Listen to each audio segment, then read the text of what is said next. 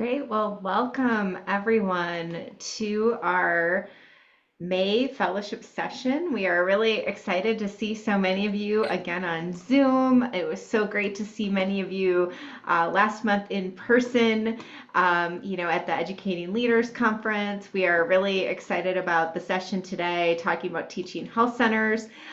Just want to take a moment and thank all of you for spending time with us in Texas, just talking about GME development. What a wonderful time. We really, again, loved the discussions, the interaction, and most importantly, the connections with each other. So again, this was a picture from our large group. We'll be sharing this. It was in the slide deck.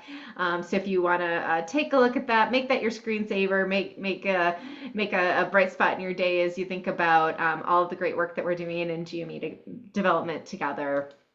I want to take a moment and just provide some other updates to all of you before we dive into the session. First, we have a QR code. We would love to have you all complete a midpoint evaluation. There is a QR code. I believe Katie will also be able to link that in the chat, or one of our team members will be able to provide a direct link for that midpoint evaluation. But we would love for you to give your feedback at this point in the fellowship, just what's going well, what things maybe can we improve or enhance, and then what things should we be thinking about as we look to next year. I know that the vast majority of you have completed your mentor meetings, so thank you. But if you have not yet completed your third mentor meeting, please take a moment to reach out to your mentor, have some connection with them, and continue to get their insight on your project. And remember, your mentors are connections throughout. You don't need to stop meeting with them or communicating with them, but we wanted to at least offer you all the opportunity for 3 structured meetings. Just want to note, you may have noticed that our curriculum has shifted slightly just due to some schedules with our presenters. So we are doing the THC session early this month. Next month will be governance, and we'll have Rich and Martin sharing some tips and tricks and wisdom related to governance and partnerships. And then we are really excited to have Tom Moore and Gretchen, one of our fellows, sharing more on grant writing for July.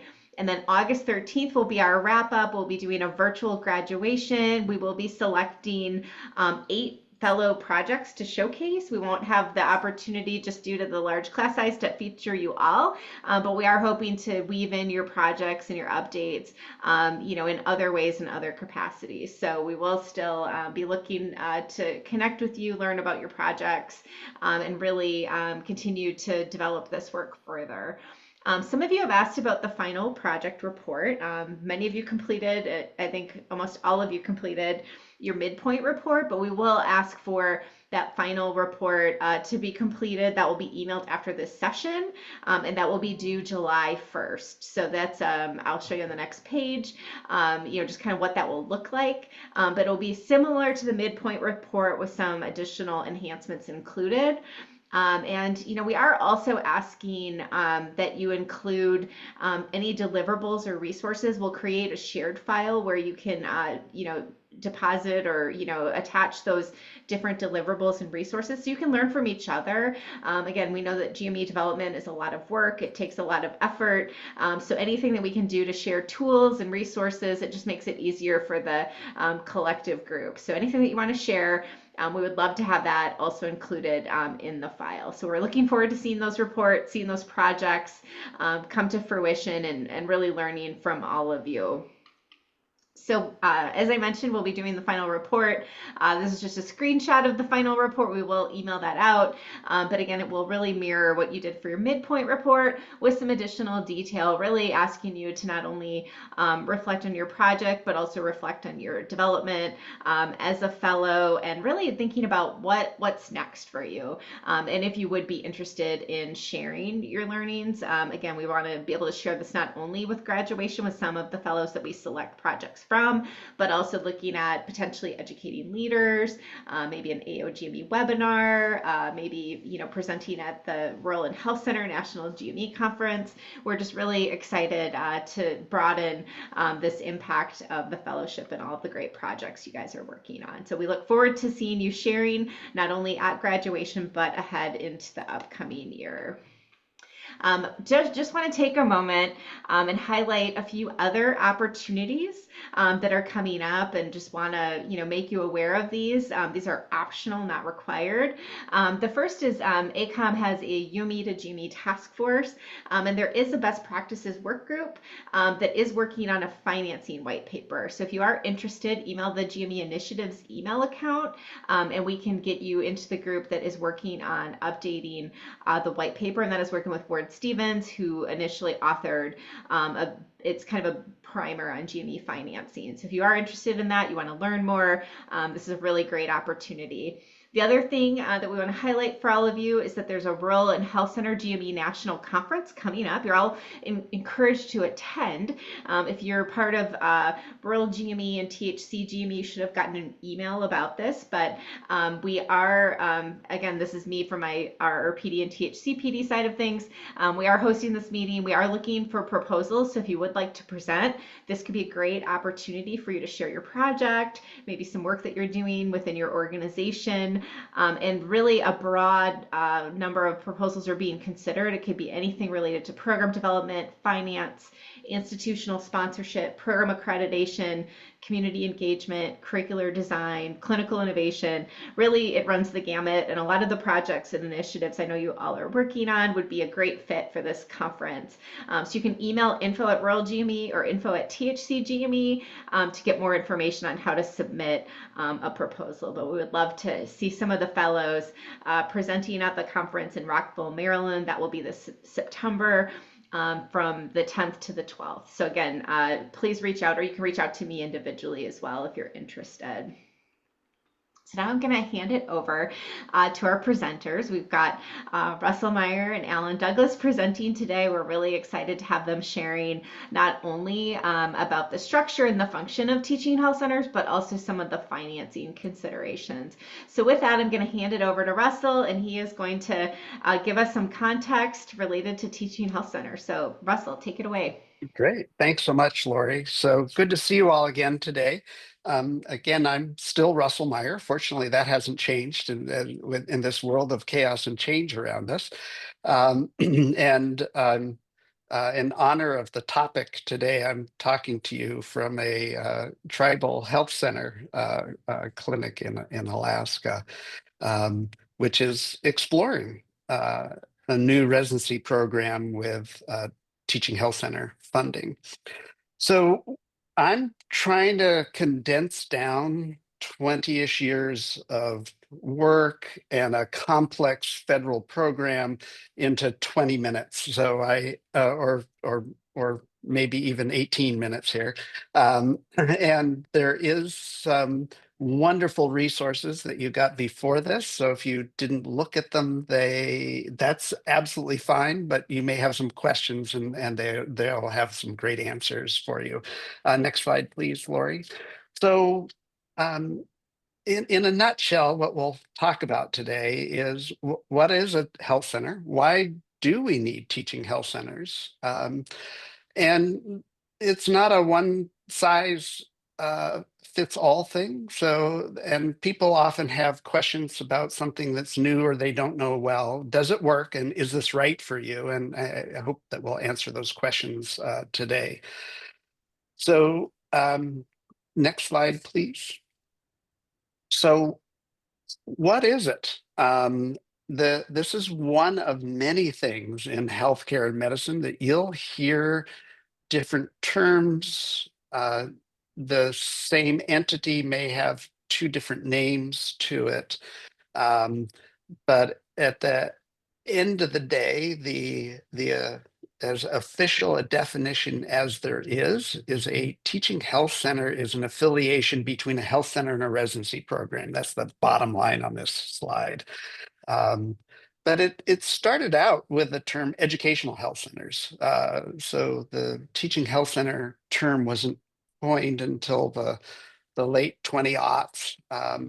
And it typically has these elements. It's learning that occurs in a community health center, although the Teaching Health Center GME legislation funds also rural health clinics and tribally based clinics.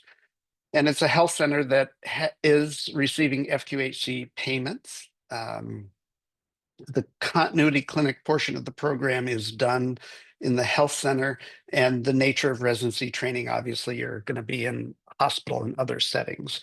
Um, and there are examples, and some of the oldest examples of education and health centers were university-based systems that rotated residents for a continuity clinic or even just experiences through a health center. But the sort of movement in over the years has been that the health centers are owning and operating these residencies. And we'll talk about this later when we get to some of the pros and cons of the system. The next slide, please. So a classic program is funded all or in part by TAC GME. The resident clinic is based in the health center. The sponsoring institution is the community health center or a community consortium.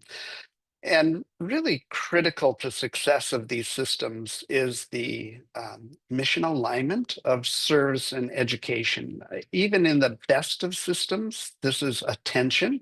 Um, One could argue that there are many academic health centers that are sort of more concerned on clinical throughput and financial bottom line than on the education component. Um, but the successful settings for education to occur in healthcare really have that mission alignment piece. The next slide, please. So why have one? Heck, we had medical education without teaching health centers for decades. So why do we need them? I think the answers are pretty darn evidence-based. The health system, the health education, the graduate medical education system we've had has produced a lot of doctors, but they haven't necessarily produced the type of doctors that we need for the health of the population in our country. And we know that we have significant geographic and setting maldistribution issues right now. Um, Almost all physicians practice in the community. And this is one of the things that ACGME struggles with is they're often training people in structured urban academic programs, but then that ENT goes out to a small town of 40,000 and they've never practiced in a setting like that. And so how do they adapt to that setting? And sometimes it doesn't work well. So how do you train people to practice in that community?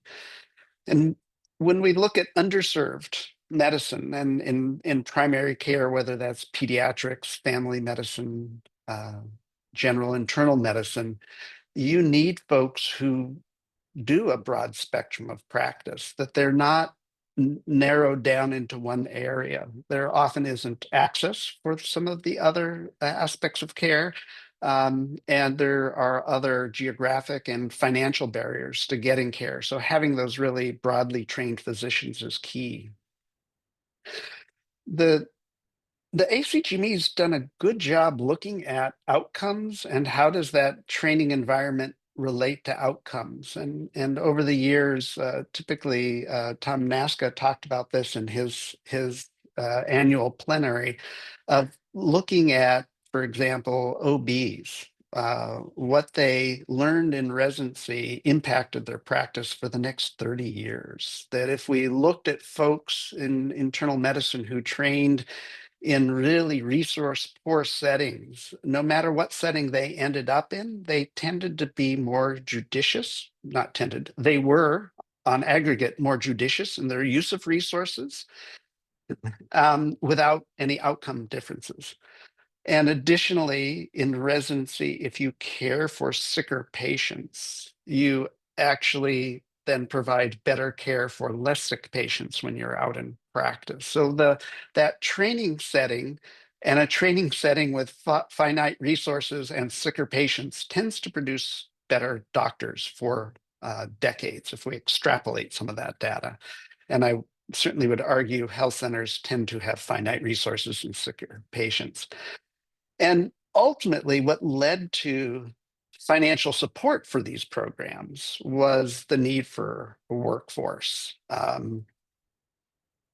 They're really from the 90s to 2010, there was no increase in the um, pipeline pathway for getting new providers into health centers, and that actually in part limited the growth of health centers. And my rhetorical question before we move on to the next slide is, would you get these pieces from an urban academic health center? Maybe some of them, but I maybe not all of them. So next slide, please. So why have a THC program? So in the 2000s, so we've seen significant growth recently, but if we look back in time, starting with the Balanced Budget Act in 97, we really saw a flattening curve of primary care growth. We saw growth in fellowships and growth in some specialty programs, um, but we didn't see primary care growth for over a decade. Um, there the number of rural programs constricted from the late 90s up until the mid 2000s, the 2010s. Family medicine programs, although they've been increasing, had actually decreased in number in this period, and the maldistribution continued. And so there was strong support for looking at a new way to fund um, training opportunities to help address these issues, and a public health need. So Candace and Freddie Chen, who are not related, and Fitzhugh Mullen and Carl Morris, not necessarily knowing one another in the 2000s, were all working on similar work that coincided with a presidential election and another attempt at healthcare reform in the Affordable Care Act, which uh, developed the THC GME program. So next slide, please. You know, if you train them, will they come? And they definitely will. So if you train folks in a health center setting, and there's several references at the end of the slide set and the additional references Lori sent out, folks were more likely to work in health centers if they had even minimal training.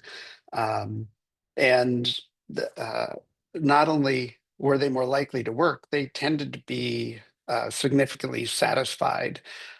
So in spite of knowing this data in the early 20 aughts, we still weren't seeing a significant change in continuity training. So next slide, please. So as I mentioned, with the Affordable Care Act, we received uh, in the US funding for family medicine, internal medicine, pediatrics, OB-GYN, psychiatry, and geriatrics programs that were set in a teaching health center, rural health clinic, or community health service. So what were those outcomes? Did this work? And I think this slide shows pretty clearly it does work. And not only does it work in sort of these large macroscopic pieces, when you look at their scope of practice, um, their provision of care, matching the needs of the patient, the article by Davis et al. Spells that out really well. The next slide, please. So the end of the rainbow here is not necessarily a pot of gold, but for many settings, this is a workforce solution. There is a community connection. There are some wrinkles in this in terms of Congress is not functional, and this depends on biennial congressional funding. This program may or may not be underfunded. It really depends on the setting and the other resources for residency training. If it's your sole source of funding, it's probably underfunding. If there's other sources of funding, it's bigger.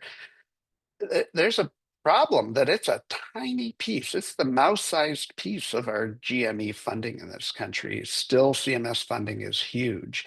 A enormous difference between those two lines of funding is that CMS funding belongs to the hospitals.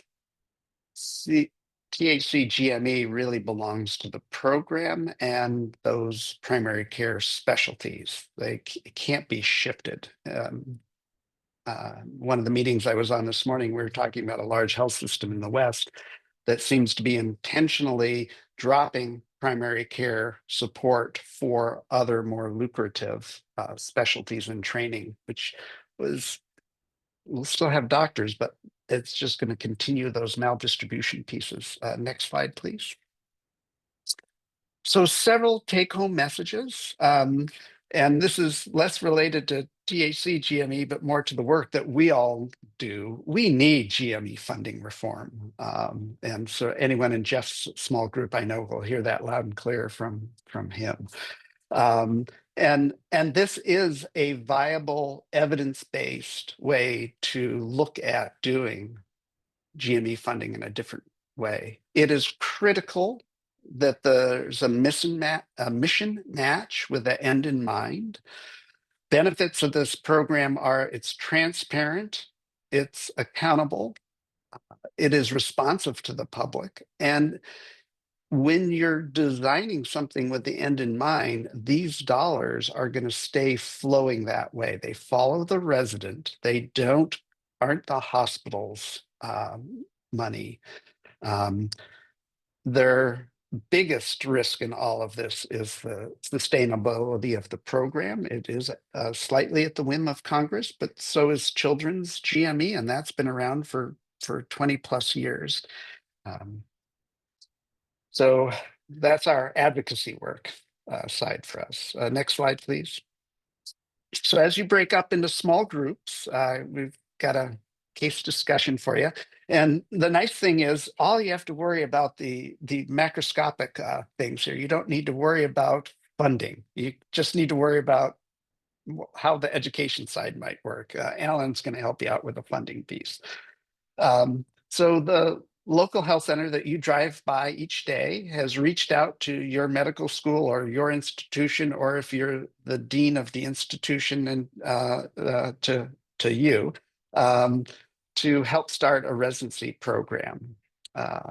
And the dean may well delegate this to someone else or take it on themselves, but likely you're going to be asked to help in the development of this program, working with this local health center. So what are some of the key next steps that you would take to explore the practicality of this?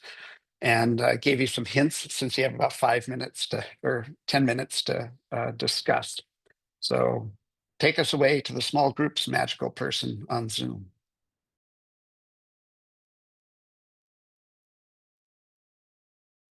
Well, I'm going to guess that a lot of you were like our group that we were in mid-sentence coming back, which is sort of too bad, but also a good thing. Meant there was a active conversation going on. So we have about 5 minutes for a couple of folks to comment from the groups. So Abby, if you don't mind, I'm going to just quickly finish my answer to you because I think it applies to everyone. So Abby was like, well, how do you not overwhelm folks and in that first visit? And my response is that it's an exploratory visit. Why are they interested in it? What are they hoping to get out of this? What resources do they have? A little bit about and just going into very superficially into the deep lake of ACGME requirements. You know, you have to have some hospital rotations. Do you have a connection with a hospital? What do you know about that hospital and its financing for medical education? So it is important not to overwhelm them with all of the information you've been learning these past few months. So one of the other groups, were some key pieces you all had?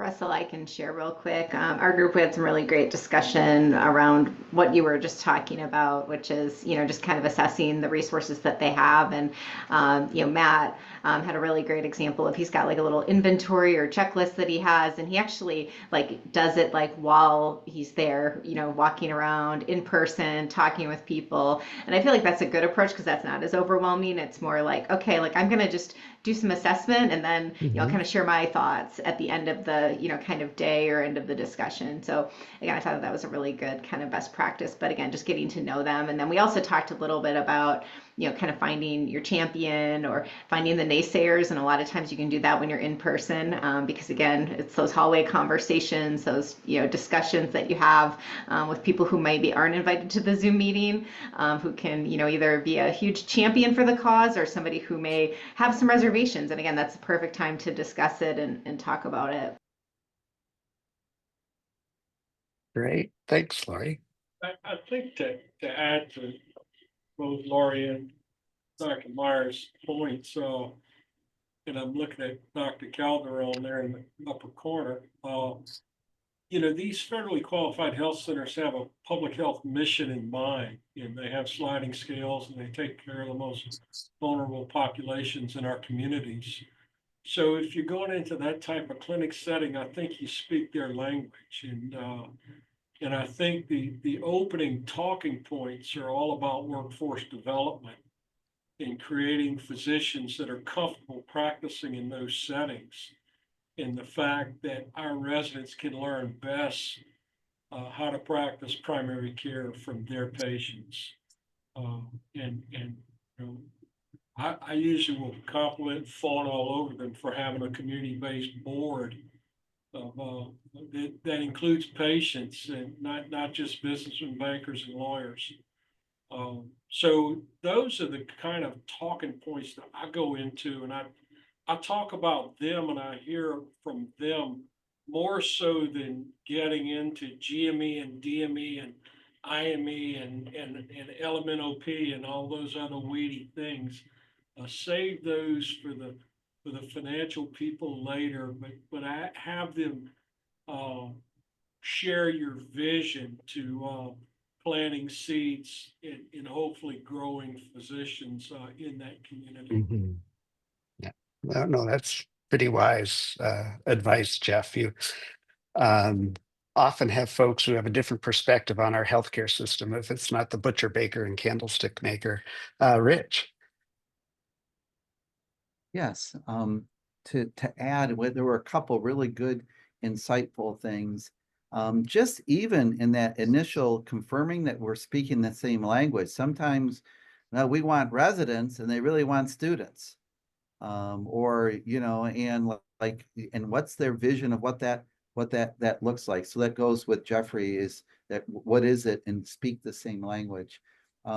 In that community checkoff list is, what are the healthcare gaps that raising a family doc or a pediatrician or psychiatrist or whatever it is going to address. So, having some sense of that community health needs assessment. Kent Lee made the comment, and I thought was great. To what degree does the community? So there's the community health center, but what about the people who live there? Like, if you might go into a community that's very diverse in different ways, you might not be accepted for various reasons, and having Mhm.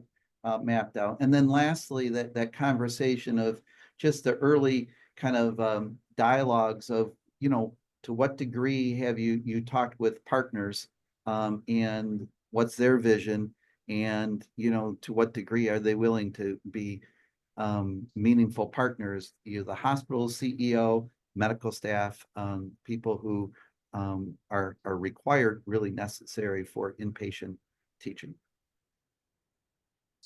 Yeah, there's a lot of matchmaking that goes on. So I noticed that Abby put in the chat if Matt could share his checklist. That would be wonderful. And to keep us moving ahead, I'm going to turn you over to my brother Alan Douglas for how do you fund this thing once you're done with that matchmaking. Well, thank you very much there, bro.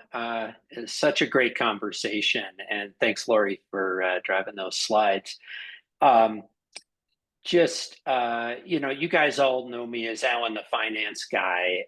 One of the things you may not know about me is I ran a very large community-based residency program for a long time, and 2 of our 5 family medicine centers were in teaching health centers. So this is the world I lived in for 30 years, and it's just such an important place to train doctors. The other piece of perspective I want to offer before we talk a little bit about the mechanics of how the funds flow here is there's a reason we put the sequencing for today's talk. You have to start this conversation with the why. Organizations don't want to start the conversation with the why. Organizations want to use finance as a gate, as a disqualifier. And many organizations don't even want to have a conversation until you can prove to them that it's not going to lose money. But I urge you all, as you work in GME development, start with the why and delay getting to the finance until you firmly establish the why in these conversations. So now that my brother has firmly established that, let's now talk about how the finances flow. Next slide, please, there, Lori. So I'm imagining there's a wide range of knowledge and experience about THC funding across our group of people on the call today. So I'm going to try to do a little level setting here for everybody. The THC GME program is administered through HRSA, at least as long as HRSA continues to exist. And it operates as a grant program, which makes it fundamentally different than CMS funding for hospital-based graduate medical education. This was set up as a grant program very deliberately at the beginning to try to get away from all the problematic things we've talked about at length that come with hospital-based entitlement programs. This funding can be used to support either a new program, which is what we spend most of our time talking about here, but I want to remind you all, it can also be used to expand a program. So if you've got a hospital-based, say, 666 family medicine program, you wanted to expand to 888, you could use THC funding for those next 2 slots, as long as you met all the criteria for the program. Another thing that's really important to understand about THC GME funding that makes it fundamentally different than CMS funding is it's intended to support both the academic and the clinical operations of the residency program.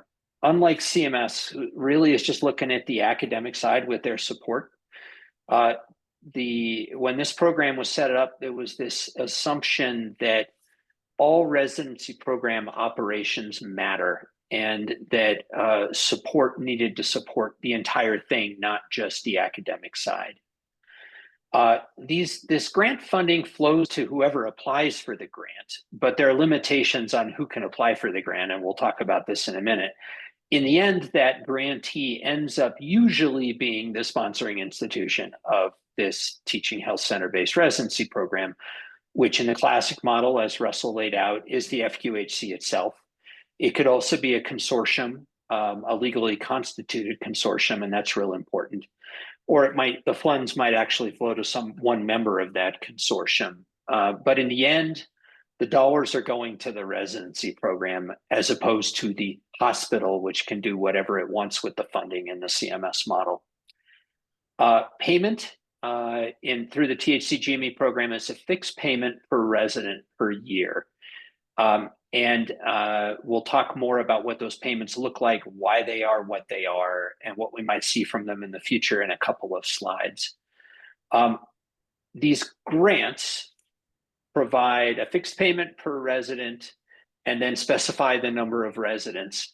And typically these grants are for 4-ish years. That's typically the funding cycle here. And at the end of that grant period, you have to reapply and start over again. And there's a separate reapplication stream as opposed to new applicant streams within HRSA. As my brother already mentioned, unlike CMS funding, which is an entitlement program, meaning As long as you put the right numbers in the right box on the right schedule on your Medicare cost report, you get the payment every 2 weeks. No questions asked until there's an audit years later.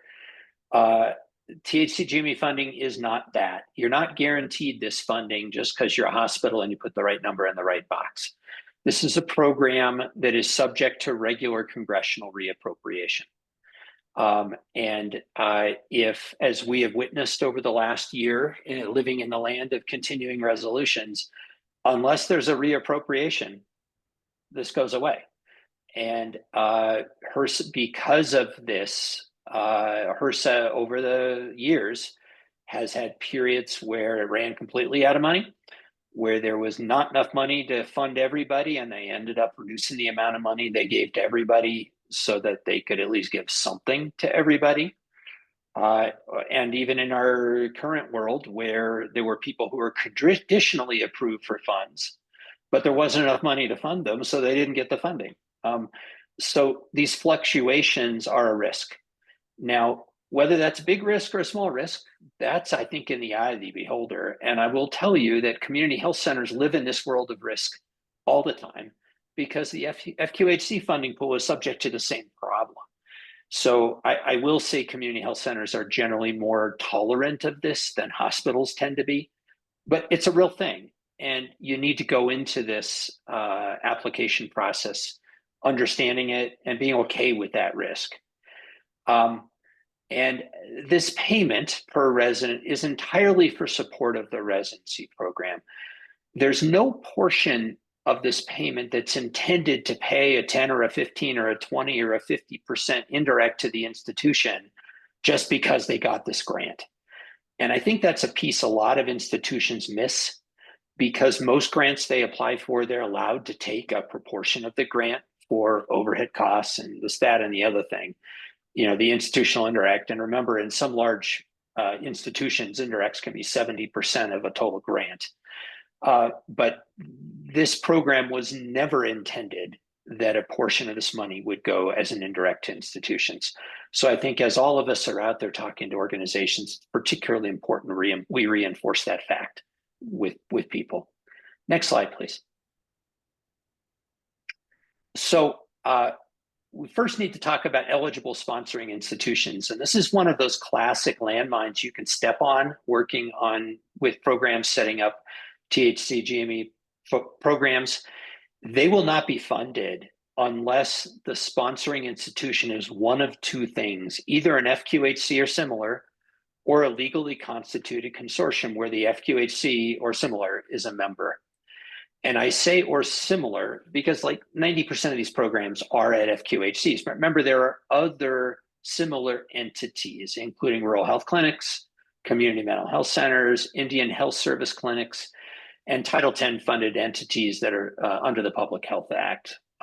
So it's just important to recognize the big two we see the most are community mental health centers wanting to set up psych residency programs and rural health clinics. But just important to recognize there are these other entities. But again, if you're working with people, do not pass go before being certain that the sponsoring institution for this program is one thing or the other, and not a medical school and not a hospital, because your application will be rejected if you try. Next slide.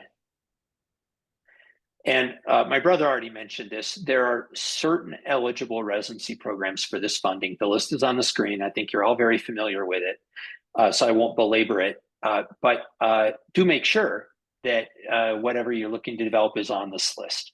Next slide. So I promised you I'd talk about the per resident payment. So first of all, I want to be very clear. Per resident payment is a different thing from a PRA.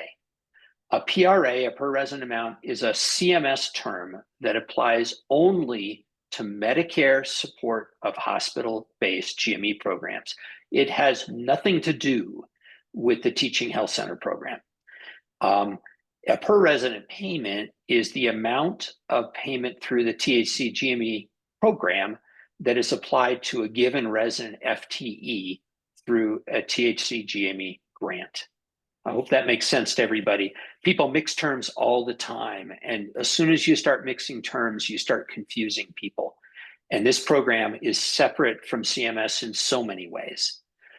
Through these grants, there's a fixed payment per resident FTE per year. It's currently $160,000 per resident and has been for a number of years.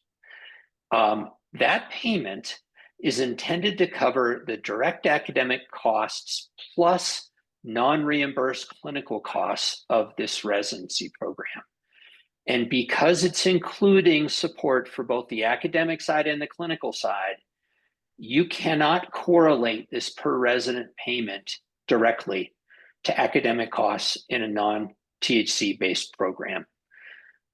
The other thing that's real important to understand is that these per resident payments do not have a built-in inflation factor.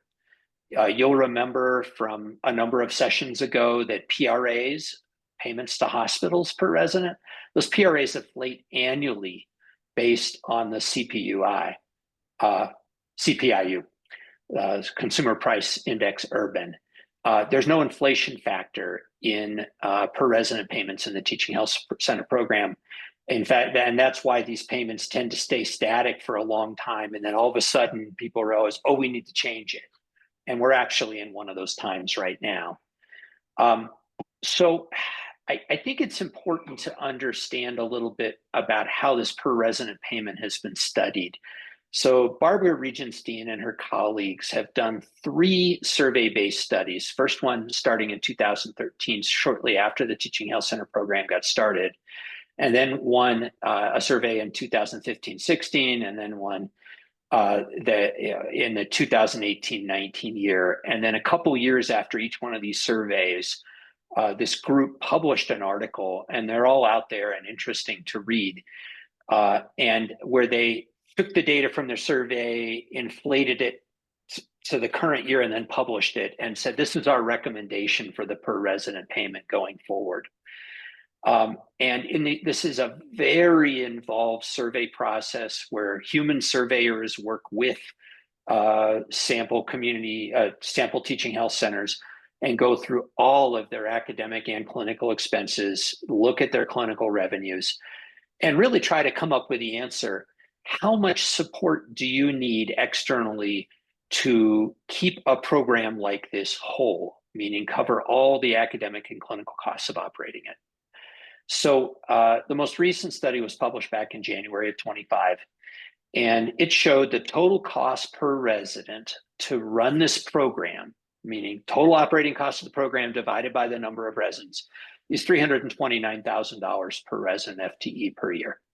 That's a very interesting number to me because it's almost identical to the number that Judy Powles and her colleagues published in 2019 of the cost of running a community-based residency program in the Northwest United States. What's also very interesting is the study noted an average net revenue for this program of $101,000 per resident, which is a lot less than was found in that community-based study in the WWAMI world. So when you subtract 101 from 329, the recommended payment based in 225 is $227,000 per resident, which is a big difference from $160,000 per resident. What this says is, since the last time the per resident amount was adjusted, we've slipped to a point where we're only covering about 70% of the needs of these programs through this per resident payment, which becomes I think, very important conversation for us all to be engaged in over the next little while as we work through things with this program. I encourage you to go to look at the Regenstein studies. We can have a long talk if you want offline about some of the methodological issues here, but this is what we've got, and it's important data to understand. Next slide. Funding interactions. Next slide. So this is all about making sure that if HRSA is going to provide a payment for a given resident FTE to support that FTE in that residency program, that program is not receiving a payment from another federal source directed at supporting the same resident FTE at the same time. And the common word everybody banners about is no double dipping. So I learned today in a conversation with HRSA that HRSA actually prefers the term overpayment and doesn't particularly like the term double dipping. So I encourage us all in going forward to use the word overpayment. Next slide.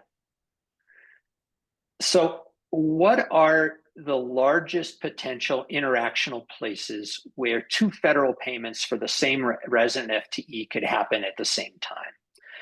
So the first one has to do with a THC-based program that partners with a hospital, and the hospital is receiving DGME for a resident who is also being supported by a per resident payment at the same time at the Teaching Health Center. So the classic example would be a 444 family medicine program that at maturity is receiving THC GME payments for 12 residents. And 4 of them, let's say, are getting paid DGME as well over at the hospital for the time they're there. That would be considered an overpayment in the eyes of HRSA. And we want to avoid that.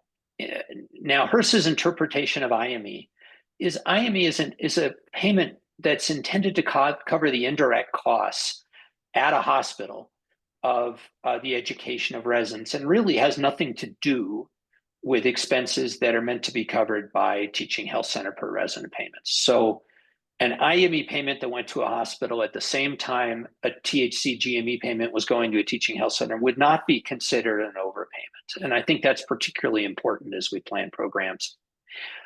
The second largest potential overpayment scenario would be a program, let's say, if, again, a pediatric or a family medicine program where those residents spend some time in a children's hospital.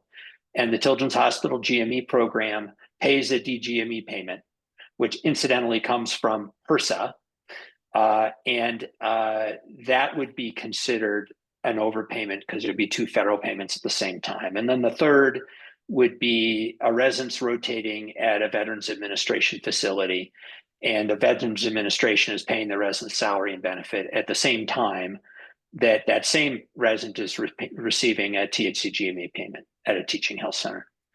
Now, obviously, there are ways to handle this. The simplest being have some residents funded one way and some residents funded another, but there are a variety of approaches, but we all need to be aware of this potential interaction issue. Next slide. So what happens if a potential overpayment is identified? This typically happens through one of 2 ways, either a HRSA audit, which they tend to do retrospectively a year or 2 late, or through the annual reconciliation reports that Teaching Health Center programs have to submit to HRSA every year. When a potential interaction is identified, the first thing HRSA will do is request clarifying documentation from the program. They'll say, hey, the auditor said, it looks like this might be happening. Can you help clarify that for us? Can you help us show us the IRIS data? Can you show us the rotational data, the schedules for these residents? Help us understand if there truly is an overpayment scenario here. And then once that information has been submitted, then HRSA reviews it and makes a determination of whether an overpayment actually happened. And what I've been told verbally, I put on this slide. Interestingly, HRSA took this sentence out of a presentation they just reviewed for me to give in the future in another setting. What we were told verbally is the reduction in payment, it comes out of the health center's THC GME grant and is based on the FTE, not the dollar amount of the overpayment. And that, to me, that's a large issue because, you know, if an overpayment for DGME was $50,000 per resident FTE, but that same FTE is worth $160,000 in THC GME payments, there's potentially an inequity there. Chris Francasi and I are working with the HRSA staff on this conversation. We'll let you know how it goes. But this is the way the system operates today. So it's best to build a financial plan that avoids any potential overpayment scenarios that you know about anyways. Next slide. So let's just talk for a second about ideal THC GME funded residency hospital partners. Next slide. So this slide is like mother and apple pie for all of us in GME development, right? You want your hospital partner to be down the street. You want it to offer all the clinical experiences you need. You'd like them to have had some experience in medical education before. You'd like to have pre-existing positive relationships with that organization you can leverage. And you'd like everybody, both the organization and the medical staff, to be enthusiastic about participation. And I think we'd all agree that this is our mantra. Next slide. But the question for the financial conversation is, who's the best financial partner, right? So I would identify some characteristics of a hospital partner for a THC GME program that would make them desirable. So the first one would be that this hospital partner is not going to get any additional DGME payments through participation with your residency program. You know, what you'd like is a capped out urban program that no matter how many additional residents they get isn't going to get any more DGME. This avoids that overpayment scenario with DGME. On the other hand, you'd like it that hospital could receive additional IME payments. You'd like to maybe be a rural referral center who, through participation with a new in ACGME language, CMS language residency program, could get additional IME. You'd like your partner to be willing to transparently collaborate with you on financial issues. And we all know how hard this is. But if you're doing GME development de novo here, sometimes there's an opportunity to convince people that transparent collaboration is the norm and is expected, and maybe you actually might get it. I don't know. It's worth trying. You'd like that program, if they are at that hospital, if they are receiving significant IME, to be willing to financially support THC-based program indirect costs that are not covered by their THC grant payments.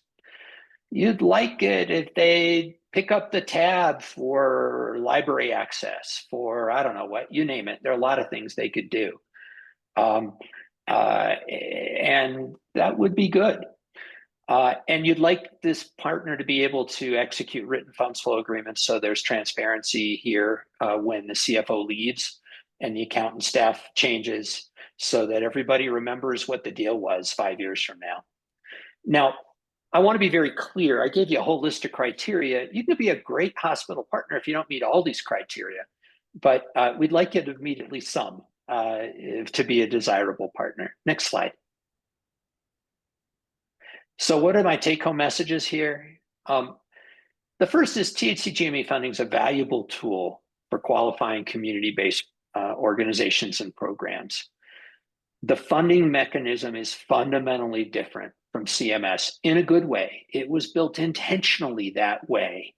And quite frankly, it may be the roadmap in some ways for whatever GME reform we're able to move forward to in the future. Most proposals out there talk about per resident payments that follow the resident and are aimed at the program, not the institution. We're not interested in funding fountains here. We're interested in supporting the education of doctors. THC GME funding, unlike CMS funding, is contingent on periodic congressional reappropriation, which can result in funding instability. So y'all always need to have a plan B. Current THC per resident payments are not adjusted for inflation and reflect, based on the most recent Regency study, only about 70% of current median resident costs. So that's important to remember. Now, it ain't nothing. 160,000 per resident per year is not nothing. And it may work for some or many programs, so don't underestimate it. But at the same time, just recognize what it's intended to be and how we've ended up where we are. And programs need to be aware of potential interactions between THC GME funding and other potential federal sources of resident support, particularly CMS, Children's Hospital GME, and VA funding. And with that, we are right on time. So we've got case number 2. Lori, could you, there we go. So for case number 2, you're going to be working with a legally constituted consortium, which is a qualifying entity for THC GME funding, that would like to develop a new program. The consortium consists of an established teaching hospital, which is metro located, urbanly located, but rurally classified. It's over cap for both DGME and IME, and I've given you their average reimbursement amounts per resident. The other member of the consortium is a rural health clinic that is rurally located. And I've given you some questions to chew on in your group here. There's no one right answer to this scenario. It's really about options. So I'd like you all to consider the options here and have a conversation about the pros and cons of each option. So with that, Katie, could you, would love it if a couple of people would be willing to share what conversations came up in your groups as you reflected on this case. And I deliberately constructed something to which there's no one right answer, and there are pros and cons to every approach. So who'd like to go first? Martin, I saw your hand move first, and then Kent. Yeah, we had some good discussions. The idea that this is an ideal partnership and a wonderful consortium has moved us to suggest that we could certainly look at the THC GME funding for the program, but still consider the idea that some of the IME payments that the hospital is potentially going to have as something that could be shared in that in the written down funds flow agreements as an example, so that everyone is contributing to the betterment of everyone else. And we think that since all of the groups love each other so much, that they'll want to do this as a way to make the best residents possible. And then, of course, taking it a step further, the ideal would be that whoever that resident is in that program, if they stay and become a faculty member of the program at the FQHC and uses that hospital, generally that's going to contribute back to the hospital upwards of $2.5 million in things like testing and other potential income for the hospital in the overall. So I like that whole concept. Well, I'm glad you found it helpful. I always assume positive intent in these conversations. You know, how it turns out, you'll see.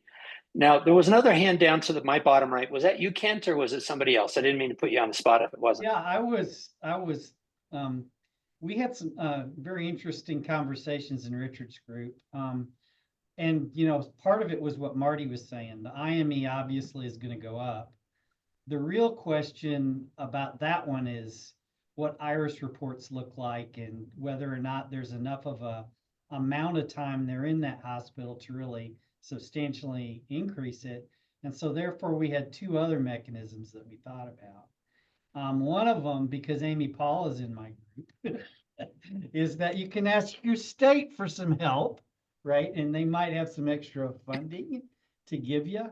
But the thing that a lot of people forget about FQHCs is they have wraparound payment.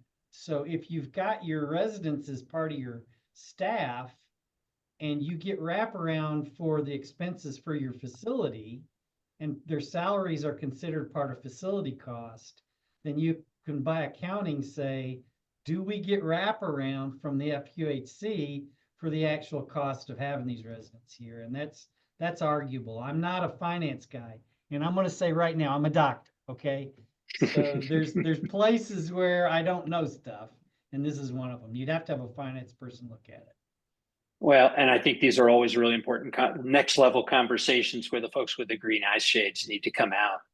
Well, I want to keep us on time here. This has been, my group had a really helpful conversation too. And I want to hand things back over to Lori, who I think was going to moderate Stump the Chumps here. Well, I think, I would love, actually, my updates will be like 2 minutes. So I think because we've got Russell, we've got Alan, we've got some wonderful facilitators with expertise in the room, as well as others who've worked with health centers, to maybe just open it up for 5 or 6 minutes of discussion and Q&A. So what questions do you have? This has been just a lot of information that we've thrown at you, a lot of things to kind of digest and think about. What questions, do you have for the larger group? Are there concerns that you have about teaching health centers, things that you're intrigued by. Just would open it up for, maybe one or two or three of you to share. And Brian, I saw you unmuted, so I think you've got a lot of really great perspective being in a health center. Well, I think one of the things that's a challenge in the teaching health center space is that as more and more people learn about it and want to be engaged, it creates a bigger challenge in going out and advocating for the dollars. And so I'm worried that as more and more people take advantage of it, the amount of dollars available per resident is going to continue to go down because Congress isn't being nice and giving more and more dollars to the pot. And so when you start looking at the numbers, even where all of the planning grantees start to come in with their numbers, it used to be asking for a couple, 100 million was the number. Now it's a $2 billion ask.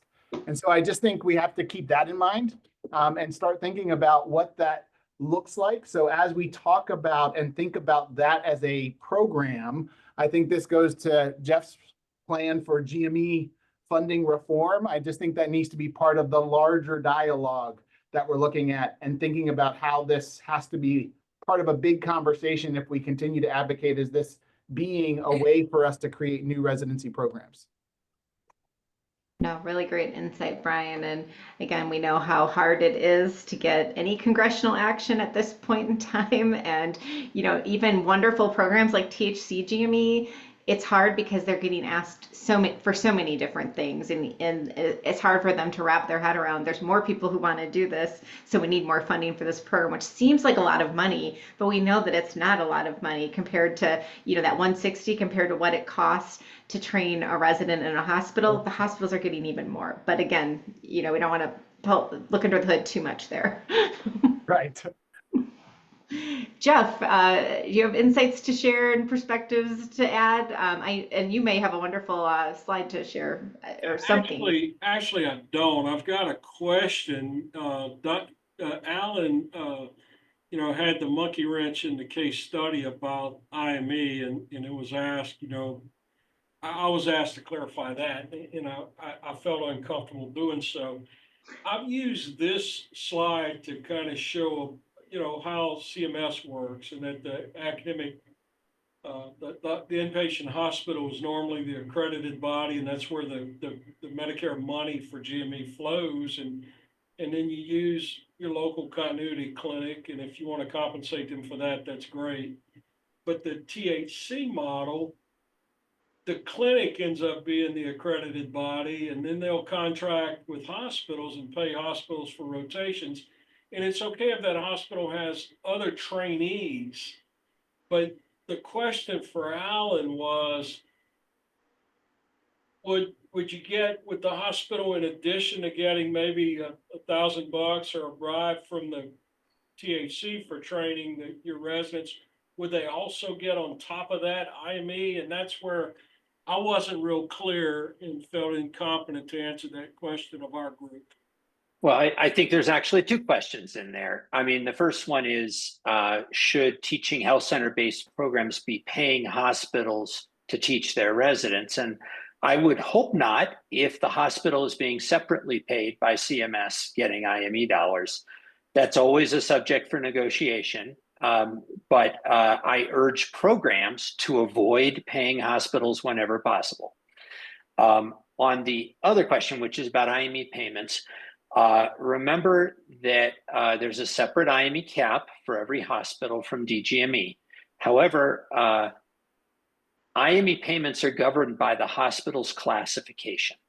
If a hospital is classified as urban, then you cannot increase your IME cap beyond your 1997 cap or whatever was set when you got started.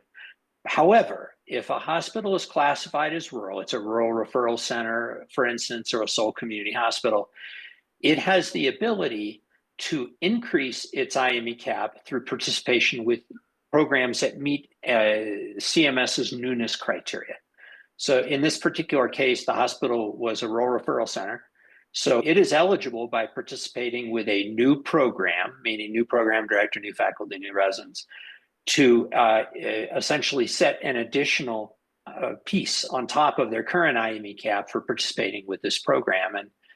for a 444 family medicine program where those residents might spend a third of their time at that hospital, that could be an increase in 4 in their IME cap. And at $100,000 per, that's $400,000 a year going to the hospital. And my hope would be that there would be transparent conversations between the hospital and the community health center, a recognition that the community health center is underfunded based on that data I showed you, and that the hospital would not expect the teaching health center to pay them anything because they're getting $400,000 a year, but also would be willing to contribute perhaps in kind or in some other way to covering some of the costs that the teaching health center would otherwise have to pay themselves. And this could be very simple stuff like electronic library access, which could easily cost thousands of dollars per resident to the community health center, but a hospital could add to its license for very little, right? And I could go on. Maybe the hospital wants to subsidize the salaries of the physicians who teach the residents while they're at the hospital. There are lots of ways you can do this that would not run afoul with overpayment scenarios with THC GME funding, but would reduce costs for the THC GME funding program. Thank you, Alan. Hope that helps. Awesome. And I also want to, just kind of, as we kind of wrap up this discussion, note that really the key here is the partnerships, right? When you have that kind of ideal partnership or near ideal partnership, it's amazing what the hospitals are willing to do and how they're willing to support health center programs. And just working through THC PD, we've seen many examples of that. I know of, one of our health center programs that is not only getting IME from one of their hospital partners, but also some of their state funding. So they're located in a state where there is some state funding available and it goes to the hospital, and they're actually willing to give that to the health center. So again, it all goes back to the partnership, the relationship, the trust, all of these things that, again, when you start with the right, kind of discussion, the right, framework, the why, it can lead to really great things. So thank you, everybody. This has been a wonderful discussion. So I'm just gonna share my screen. We're gonna wrap up, with just a few reminders for all of you as we're getting, near the end. So our session evaluation, we want your feedback. We really value your feedback. We do, review all of these evaluations. So take a moment and complete that. I know Katie did put that in the chat as well. But also want to, just kind of highlight, like I mentioned, we will be doing our next session on governance. So we'll have both Rich and Martin talking about that. And there's a few homework assignments. So again, you have this PowerPoint. We'll send that out with the agenda for the next meeting. And just a reminder to take a look at that final report template that will be sent out this week to all of you. And if you have questions, please let us know. We really want, to help support you guys in getting that final report done. And you really, help share the learning with others. So that's why we're going to use a similar process to the midpoint reports, where we have a kind of a shared file. You can see what other fellows are working on, some of their learnings, and some of their reflections. So again, we want this to be a community where you can all share together. So again, thank you for such a wonderful session. A huge thank you to Alan and Russell for putting this together. And thank you to all of you for being a part of, this great discussion and this great session. So I hope that you have a wonderful rest of your Wednesday, and we will see you next month, if not sooner. Thanks, everybody. Take care, everyone. Thank you.